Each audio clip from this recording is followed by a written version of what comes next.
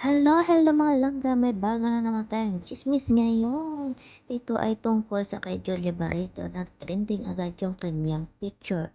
Doon sa picture sinasabi niya, andun siya sa private resort ni Gerald Anderson sa Botolan, Zambales. Alam naman natin ang controversial na issue tungkol kay Gerald Anderson sa kay Julia Barreto.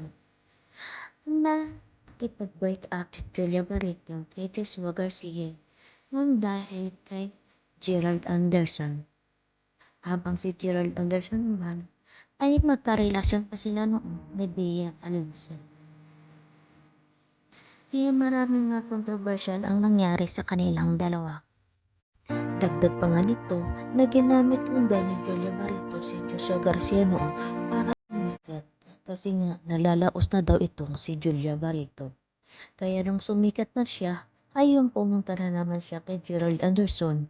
Kahit na si Gerald Anderson ay may karelasyon nga na ito nga si Bea Alonso.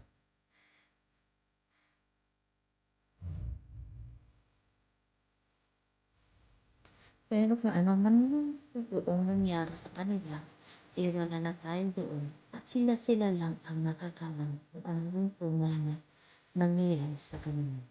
Ang maganda na lang natin gawin ay mag-suportahan sa kanila. Kung saan sila masaya, hindi suportahan nila natin sila. Yung importante ay masaya sila kung anong meron sila.